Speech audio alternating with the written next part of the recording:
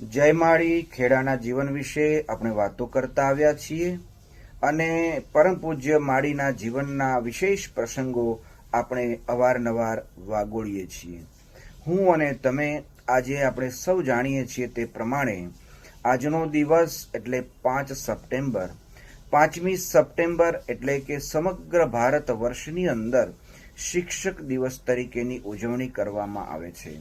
શાળાઓ, મહાશાળાઓ, વિદ્યાલયો, મહાવિદ્યાલયોમાં આજના દિવસે આ દિવસની શિક્ષક દિવસની ટીચર્સ ડેની ઉજવણી કરવામાં આવે છે. મારા અને તમારા જીવનની અંદર જે પણ શિક્ષકોનો ફાળો છે, જે પણ શિક્ષકોનું આપણું જીવન ઉત્કૃષ્ટ બનાવવાનું યોગદાન રહેલું છે, તેવા સમસ્ત શિક્ષકગણને આજે આપણે સૌ નતમસ્તક પ્રણામ કરીએ છીએ, કૃતજ્ઞતાપૂર્વક એમને વંદન કરીએ છીએ. આજે મારે આપને પરમ પૂજ્ય માળીના જીવનની એ વાત કરવી છે કે પૂજ્ય માળી એક સામાન્ય વ્યક્તિત્વ હોય, પરંતુ તેમણે ઉત્તરોત્તર દરેક વ્યક્તિને એવું સૂચન અને માર્ગદર્શન અવશ્ય કરેલું છે કે માણસ માત્રએ શ્રેષ્ઠ શિક્ષણ મેળવવું જોઈએ. અને આપણે ત્યાં આગળ કહ્યું છે કે આપણે ત્યાં વડીલોને માન અને આપણા શિક્ષકગણને રિસ્પેક્ટ જાળવવો એ આપણી ફરજમાં આવે છે. આપણે ત્યાં આજના દિવસથી લઈ દરેક શાળાઓમાં નાના નાના ભૂલકાઓને તૈયાર કરીને શિક્ષક બનાવવામાં આવે છે. શિક્ષક બનવું એ સામાન્ય નથી. શિક્ષક એ માણસના જીવન ઘડતરનો અમૂલ્ય એક અંગ છે. અને આજે હું આપને એ કહીશ કે પરમ પૂજ્ય માળીના સાનિધ્યમાં એવા અસંખ્ય શિક્ષકોએ સાચા અર્થમાં શિક્ષક તરીકેની ફરજ બજાવવાના જે સંસ્કારો છે અને જે પણ વાતો છે તે પરમ પૂજ્ય માળીના સાનિધ્યમાં તેમણે તૈયાર કરી છે. મારે આપને એ પણ કહેવું છે કે હું પૂજ્ય માળીના આ સાનિધ્યમાં રહી એટલું 100% સમજ્યો છું કે ઉત્તરોત્તર દરેક વ્યક્તિનો રિસ્પેક્ટ આપવો, પ્રામાણિકપણે પોતાના વિચારો અને જીવનનું વહન કરવું, અને પૂજ્ય માળીએ દેશ અને દુનિયાભરની અંદર એક શિક્ષક તરીકે નહીં, પરંતુ એક ગુરુ તરીકે પણ નહીં, પણ એક સાચા માર્ગદર્શક તરીકે એમણે જીવન વ્યતીત કર્યું છે.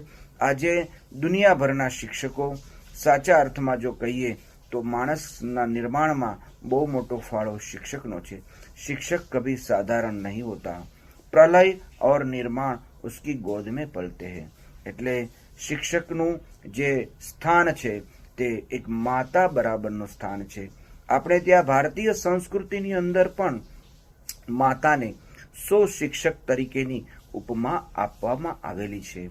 શ્રેષ્ઠ શિક્ષક એ આપણી માં છે અને એટલા જ માટે આપણા શાસ્ત્રોની અંદર તેનું વર્ણન કરવામાં આવ્યું છે કે ઉપાધ્યાયાન દશાચાર્ય આચાર્યાણામ શતમ પિતા સહસ્રમ તુ પિતૃન માતા ગૌરવેણાતિ ઉચ્યતે. ઉપાધ્યાયાન 10 આચાર્ય, 10 આચાર્યો કરતા એક ઉપાધ્યાય શ્રેષ્ઠ છે.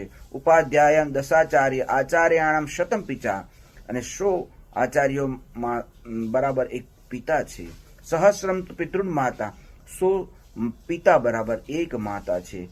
તો ગૌરવેણાતિ ઉચ્યતે, માતાનું ગૌરવ ઉત્તરોત્તર શ્રેષ્ઠ છે અને શ્રેષ્ઠ રહ્યું છે. આપણે પણ આપણા જીવનની અંદર આવા મહાપુરુષો, આવા ઋષિ સમાન, ઋષિ અને કૃષિના આ દેશની અંદર ઋષિ ગુરુકુળોમાં રહીને અભ્યાસ કરનારા, જીવન શ્રેષ્ઠ બનાવનારા અસંખ્ય પાત્રો આપણી નજર સમક્ષ છે. આપણે પણ આપણી ભારતીય સંસ્કૃતિની ધરોહર સમાન તમામ ઋષિ ગણને આજે નતમસ્તક વંદન કરીએ છીએ. સૌથી બેસ્ટ અને શ્રેષ્ઠ શિક્ષક માતા, અને તેના પછી આપણા ઋષિઓ આવે છે, અને ત્યાર પછીના અર્વાચીન ઋષિ સમાન આપણી શાળા, મહાશાળા, વિદ્યાલય, મહાવિદ્યાલયના શિક્ષકો, આચાર્યો, પ્રાધ્યાપકોને આપણે પ્રણામ કરીએ છીએ. આવો આજના દિવસે પરમ પૂજ્ય માળીના ચરણોમાં વંદન કરીએ, જેમણે લાખો લોકોને તૈયાર કર્યા છે, જેમનું જીવન પારદર્શક રહ્યું છે, નિસ્વાર્થ સેવાઓ કરી છે. આપણે પણ આપણા જીવનની અંદર એવો એક સદગુણ પ્રાપ્ત કરી આપણે પણ આપણા જીવનને ધન્ય બનાવીએ. એ જ ભાવ સાથે અહીંયા મારી વાણીને વિરામ આપું છું. આવતીકાલે ફરીથી નવી વાત લઈને મળીશું. ત્યાં સુધી દરેકને જય માળી, જય માળી, જય માળી.